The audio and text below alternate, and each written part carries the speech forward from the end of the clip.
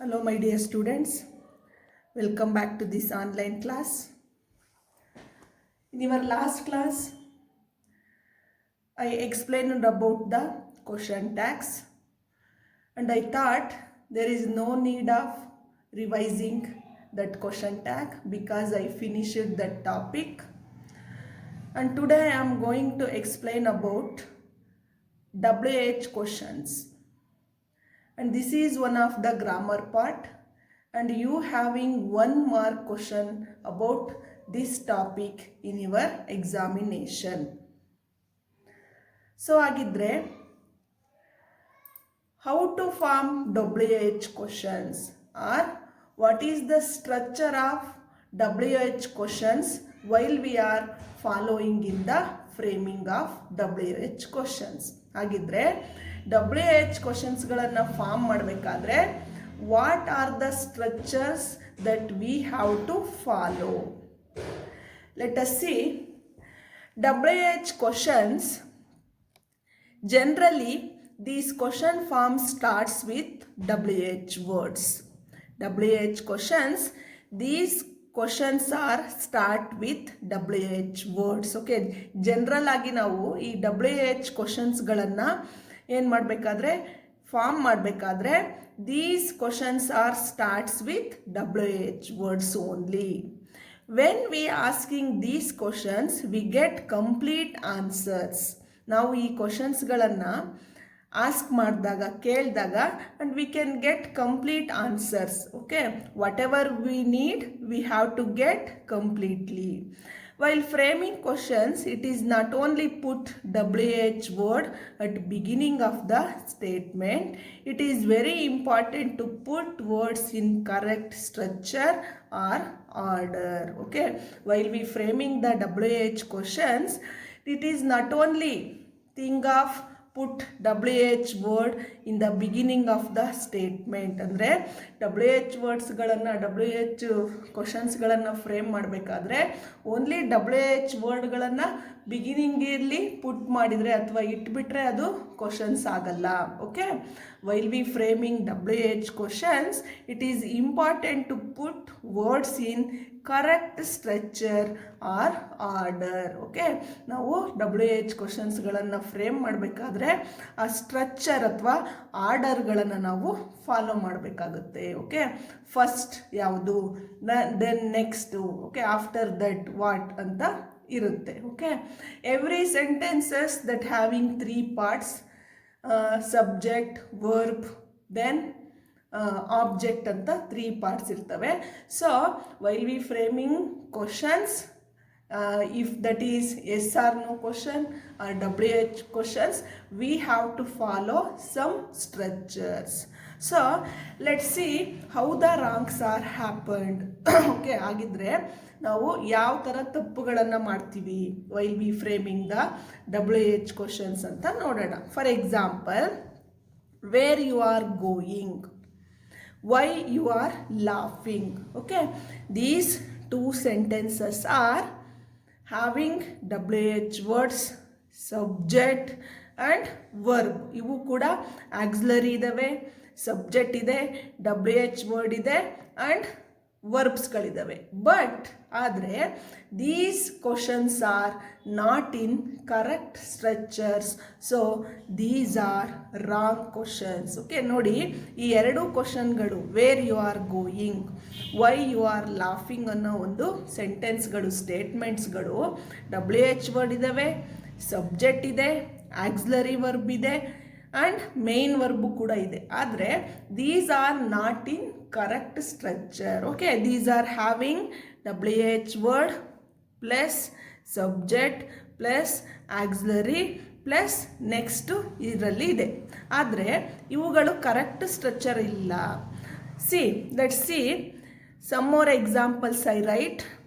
That is, where are you going, why are you laughing. Okay, these 2 sentences are we are using while we framing the questions, and these examples, okay, ಇಲ್ಲಿ first and 2 are wrong because these are in wrong structure. And third and fourth, where are you going, why are you laughing, these are correct because these are in correct structure. Okay, ಈ ಎರಡು ಕ್ವಶನ್ಸ್ಗಳು correct ಅಂತ ಹೇಳ್ತೀವಿ. ಯಾಕೆ ಅಂದರೆ because these are in correct structure. So the correct structure of the WH questions is, first we put WH word, next we put auxiliary verb, next subject, thereafter other part of the sentence, and this is the correct structure of the WH sentence. So agidre WH framing of ಕ್ವಶನ್ಸ್ಗಳ correct structure ಏನಪ್ಪ ಅಂದರೆ, first ನಾವು WH ವರ್ಡನ್ನು ಪುಟ್ ಮಾಡಬೇಕು. There after ಆಕ್ಸುಲರಿ ವರ್ಬ್ಗಳನ್ನು put ಮಾಡಬೇಕು. Auxiliary verb ಅಂದರೆ there are 3 kinds ಇದ್ದಾವೆ. ಯಾವ್ಯಾವು? To be forms, to do forms and to have form of the verbs. Okay, first we put WH word, after that auxiliary verb or helping verb, thereafter subject. Okay, subject ಅಂದರೆ ಅದು ಏನಾಗಿರುತ್ತೆ, that is the noun. Okay, noun ಆಗಿರುತ್ತೆ. Okay, subject that may be noun ಆಗಿರ್ಬೋದು ಅಥವಾ pronoun ಆಗಿರ್ಬೋದು. Noun ಇದ್ದರೆ name of persons, places, ಅನಿಮಲ್ಸ್ಗಳ name ಇರುತ್ತೆ, ಅದನ್ನೇ ಪುಟ್ ಮಾಡಬೇಕು. In case there is no noun, there is must and should pronoun is there. ಅಲ್ಲಿ ನೌನ್ ಇಲ್ಲ ಅಂದರೆ ಪ್ರನೌನ್ ಇದ್ದೇ ಇರುತ್ತೆ. So we consider pronoun as the subject.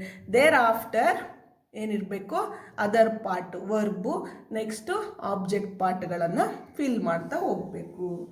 So ಹಾಗಿದ್ರೆ while we framing WH questions, we have to follow some, we have to know some WH words. ಆಗಿದ್ರೆ WH ವರ್ಡ್ಸ್ಗಳು ನಮಗೆ ಗೊತ್ತಿರಬೇಕಾಗುತ್ತೆ. Okay, in WH words there are 1 2 3 4 5 6 7 8 9. Okay, 9 WH words are there, and today in this class I just explain which are the WH words and where we use these WH words. Okay, ಹಾಗಿದ್ರೆ who, whom, whose. Okay, these are WH words, and these who, whom, whose are used for persons. Okay, who, whom ಮತ್ತು whoseಗಳನ್ನು ನಾವು ಎಲ್ಲಿ use ಮಾಡಬೇಕು, used for persons. Okay, ವ್ಯಕ್ತಿಗಳಿಗೆ. For example, who is he, who are you, who is the PM of India. Then whom do you want, whom do you love, whose book is this, whose camera is this. Okay, who, whom and whose are used for persons. Next, what, and this what is used for things. Okay, thingsಗಳಿಗೆ ಏನು ಅನ್ನೋ ಒಂದು ಮೀನಿಂಗನ್ನು ಕೊಡುತ್ತೆ. What is this, that. What is graphology, what is Jurassic Park, what are igloos ಅಂತ ಹೇಳ್ತೀವಿ. Okay, so what is used for things. Next which is used for things and persons. Okay, ವ್ಯಕ್ತಿ ಮತ್ತು ವಸ್ತುಗಳನ್ನು ಸೂಚಿಸಲು ವಿಚನ್ನು ಯೂಸ್ ಮಾಡ್ತೀವಿ. For example, which is your home town, which book do you want, which one do you prefer, which is your favorite movie.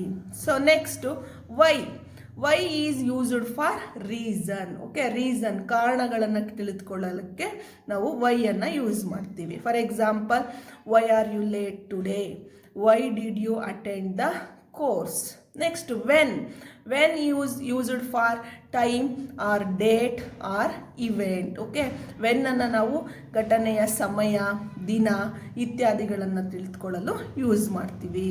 Example, when will the classes begin, when will you meet, when do you go home, when did the event take place, when do they come here. Next, where is used for place, position and direction. Okay, ವೇರನ್ನು ನಾವು place, position ಮತ್ತು ಡೈರೆಕ್ಟ್ಗಳನ್ನು mention ಮಾಡೋದಕ್ಕೆ use ಮಾಡ್ತೀವಿ. Where are you going, where is the Big Ben, wear is the Angel Falls, where is Vidhana Soudha. Next how is used for manner. Okay, ಹೇಗೆ ಆಗಿತ್ತು, okay ಯಾವ ರೀತಿ ಆಯಿತು ಅನ್ನೋದಕ್ಕೆ ನಾವು ಹೌವನ್ನು ಯೂಸ್ ಮಾಡ್ತೀವಿ. For example, how did you reach the top, how is it, how are you, how fast can you run. Okay, so we saw WH words. Okay, ಈಗ ಇಷ್ಟೊತ್ತವರೆಗೂ ನಾವು who, whom, whose, what, which, why, when, where, how ಅನ್ನೋ WH ವರ್ಡ್ಗಳನ್ನು ನೋಡಿದ್ವಿ. And also we learned where we use these WH words. Okay, ಇಷ್ಟು ಗೊತ್ತಾಯಿತು ಎಲ್ಲಿ use ಮಾಡಬೇಕು, ಯಾರಿಗೆ ಯೂಸ್ ಮಾಡಬೇಕು ಅಂತ. ಹಾಗಿದ್ರೆ for example, she is living with her parents these days ಅನ್ನೋ ಒಂದು ಸೆಂಟೆನ್ಸಲ್ಲಿದೆ. Okay, for your examination they are giving one statement and they are underlined one word and to get answer. ಯಾವ ಥರ ಇರುತ್ತೆ ನಿಮ್ಮ ಎಕ್ಸಾಮಿನೇಷನಲ್ಲಿ ಅಂದರೆ, ಒಂದು ಸ್ಟೇಟ್ಮೆಂಟನ್ನು ಕೊಟ್ಟು ಯಾವುದಾದ್ರೂ ಒಂದು ವರ್ಡನ್ನು ಅವರು ಅಂಡರ್ಲೈನ್ ಮಾಡಿರ್ತಾರೆ and you have to frame questions for that underline word get as answer. Underline ಆಗಿರುವಂಥ ವರ್ಡಿಗೆ ನೀವು WH ಕ್ವಶನನ್ನು ಫ್ರೇಮ್ ಮಾಡಬೇಕು. And when you are framing the WH word you get answer as underline word. Underline ಆಗಿರೋ ವರ್ಡನ್ನು ನೀವು answer ಆಗಿ ಪಡ್ಕೊತೀರಾ. So she is living with her parents these days ಅನ್ನೋ ಸೆಂಟೆನ್ಸಲ್ಲಿ ಹರ್ ಪೇರೆಂಟ್ಸ್ ಅಂತ ಅಂಡರ್ಲೈನ್ ಮಾಡಿದ್ದಾರೆ ಅಂದ್ಕೊಳ್ಳಿ. ಅವಾಗ ನೀವು ಏನು ಮಾಡಬೇಕು, ನಾನು ಹೇಳಿದ್ದೀನಿ. Okay, while we are framing WH word, WH questions, we put first WH word, thereafter auxiliary, thereafter subject, thereafter object. So ಇದಕ್ಕೆ ನಾವು she is living with her parents these days ಅನ್ನೋ ಸೆಂಟೆನ್ಸಿಗೆ ನಾವು to get answer as this underlined words we can frame the questions like this. Whom is she living with these days? Okay, whom is she living with these days ಅಂದರೆ ಇಲ್ಲಿರೋ ವರ್ಡ್ಸ್ಗಳನ್ನೇ ನಾವು ಏನು ಮಾಡಬೇಕಾಗುತ್ತೆ, replace ಮಾಡಬೇಕು and ಸ್ಟ್ರಕ್ಚರನ್ನು follow ಮಾಡಬೇಕು. Okay, first we put WH word, there after auxiliary, thereafter subject, thereafter next. Okay, ಅದಾದಮೇಲೆ ನೋಡಿ ಇಲ್ಲಿ WH ವರ್ಡ್ ಇದೆ, ದೆನ್ ಆಕ್ಸಿಲರಿ ಇದೆ, ದೇರ್ ಆಫ್ಟರ್ ಸಬ್ಜೆಕ್ಟ್ ಇದೆ, ಅದಾದಮೇಲೆ ವರ್ಬು ಆಬ್ಜೆಕ್ಟ್ ಪಾರ್ಟ್ ಇದೆ. ಓಕೆ, ಇದನ್ನು ನಾವು WH ಕ್ವಶನ್ಸ್ ಅಂತ ಹೇಳ್ತೀವಿ. Next, the girls were playing with their new dolls ಅನ್ನೋ ಒಂದು ಸೆಂಟೆನ್ಸ್ ಇದೆ. ಓಕೆ, ಈ ಸೆಂಟೆನ್ಸಿಗೆ ನಾವು ಯಾವ ಥರ ಫ್ರೇಮ್ ಮಾಡ್ಬೋದು to get this underlined word as answer ಅಂದರೆ, the girls were playing with their new dolls. Okay, new dolls ಬೇಡ, ನಾವು ಈ ದ ಗರ್ಲ್ಸ್ ಅನ್ನೋ ಒಂದು ವರ್ಡು ಏನು ಆನ್ಸರ್ ಆಗಿ ಬರಬೇಕು. ಆ ಥರ ಕ್ವಶನನ್ನು ಯಾವ ಥರ ಫ್ರೇಮ್ ಮಾಡ್ಬೋದು ಅಂದರೆ, the girls these are persons. Okay, ಪರ್ಸನ್ಸ್ಗಳಿಗೆ ಏನು ಯೂಸ್ ಮಾಡಬೇಕು, ಹೂವನ್ನು ಯೂಸ್ ಮಾಡಬೇಕು. So who were playing with their new dolls. Okay, who were playing with their new dolls ಅಂತ ನಾವು ಕ್ವಶನ್ ಫ್ರೇಮ್ ಮಾಡಿದರೆ this is the right form of framing WH question because we put WH for first, thereafter auxiliary, thereafter who were playing with their new dolls. Okay, ಅರ್ಥ ಆಗ್ತಿದೆಯಾ? ನಾವಿಲ್ಲಿ ಆನ್ಸರನ್ನು ಯಾವುದನ್ನು ಪಡ್ಕೋಬೇಕು, answer ಆಗಿ ಗರ್ಲ್ಸನ್ನೇ ಪಡ್ಕೋಬೇಕಾಗಿರೋದ್ರಿಂದ ಇಲ್ಲಿ subject ಬರೆಯೋ ಅವಶ್ಯಕತೆ ಇಲ್ಲ. Who plus were plus other ಪಾರ್ಟನ್ನು ಬರೀಬೇಕು. Okay, next congratulations were showered on Swami. Okay, next day the congratulations were showered on Swami next day. In this following statement the underlined word is next day. To get answer as next day, we can frame the question as like. Okay, ಈ ಥರ frame ಮಾಡ್ಬೋದು. Okay, this next day is referring the ಟೈಮನ್ನು refer ಮಾಡ್ತಾ ಇದೆ.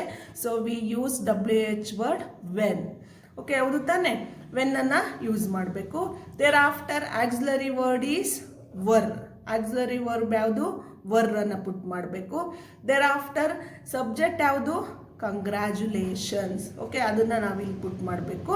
Next other ಪಾರ್ಟನ್ನು ಬರೀಬೇಕು. Okay, ಹಾಗಿದ್ರೆ WH word plus auxiliary plus subject plus other part. Okay, when were congratulations showered on Swami. This is the framing of WH question. ಈ ಥರ frame ಮಾಡಬೇಕು. Okay, so once again I repeat you, while we framing WH questions we have to put first WH word, thereafter auxiliary, thereafter subject, thereafter other part of the sentence. Okay, ಈ ರೂಲ್ಸ್ಗಳನ್ನು follow ಮಾಡಬೇಕು. First WH word ಬರಿಬೇಕು, ಅದಾದಮೇಲೆ auxiliary ವರ್ಬ್ಗಳನ್ನು ಬರಿಬೇಕು, after subject ಬರಿಬೇಕು, there after other ಪಾರ್ಟಲ್ಲಿ verb ಇದ್ದರೆ ವರ್ಬನ್ನು ಬರೆದು object ಪಾರ್ಟನ್ನು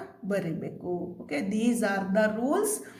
These are the structures we have to frame while framing the WH questions. Okay, ಇಲ್ಲಿ ಈ ಒಂದು ಸ್ಟೇಟ್ಮೆಂಟ್ಗಳಲ್ಲಿ ಏನು ಆಲ್ ಪಾರ್ಟ್ಸ್, ಈ WH ವರ್ಡನ್ನು ಮಾತ್ರ ನಾವು ಹೊಸದಾಗಿ ಸೇರಿಸಬೇಕು. ಆಕ್ಸಿಲರಿ ಅದರಲ್ಲೇ ಇರುತ್ತೆ, ಸಬ್ಜೆಕ್ಟ್ ಅದರಲ್ಲೇ ಇರುತ್ತೆ, ವರ್ಬ್ ಇರುತ್ತೆ, ಆಬ್ಜೆಕ್ಟ್ ಪಾರ್ಟ್ ಇರುತ್ತೆ. ಅಂಡರ್ಲೈನ್ ಆಗಿರೋವಂಥ ವರ್ಡು ಪರ್ಸನ್ನ, ಪ್ಲೇಸ ಆರ್ ಪೊಸಿಷನ್ನ ಅಥವಾ ರೀಸನ್ ಕೇಳ್ತಾ ಇದೆಯಾ? ಓಕೆ, ಇದನ್ನು ನೋಡಿಕೊಂಡು ನಾವು WH ಕ್ವಶನನ್ನು, WH ವರ್ಡನ್ನು ಸೂಟಬಲ್ ಆಗಿರೋ ಅಂತ we have to choose the correct suitable WH word.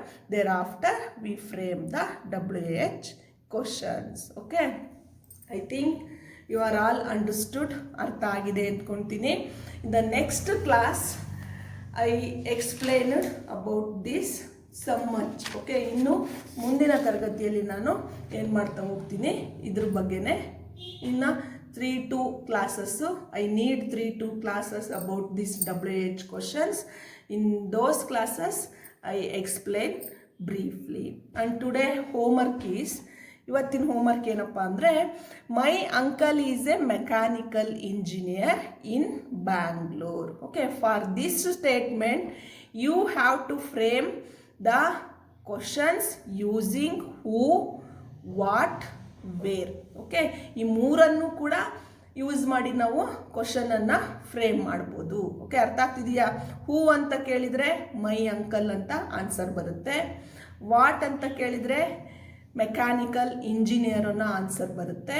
Wear ಅಂತ ಕೇಳಿದರೆ ಪ್ಲೇಸ್ ಇದೆ. ಓಕೆ, ಇವು ಮೂರುಗಳನ್ನು ಯೂಸ್ ಮಾಡಿ 3 ಕ್ವಶನ್ಸ್ಗಳನ್ನು ಫ್ರೇಮ್ ಮಾಡಬೇಕು. Like that the police man was looking for the thief ಅನ್ನೋ ಸ್ಟೇಟ್ಮೆಂಟನ್ನು ಯೂಸ್ ಮಾಡಿಕೊಂಡು ಇಲ್ಲಿ ನೀವು you have to frame questions using who and what. Okay, who ಮತ್ತು ವಾಟನ್ನು ಯೂಸ್ ಮಾಡಿ WH ಕ್ವಶನನ್ನು ಫ್ರೇಮ್ ಮಾಡಬೇಕು. ಓಕೆ, ಅರ್ಥ ಆಗ್ತಿದೆಯಾ?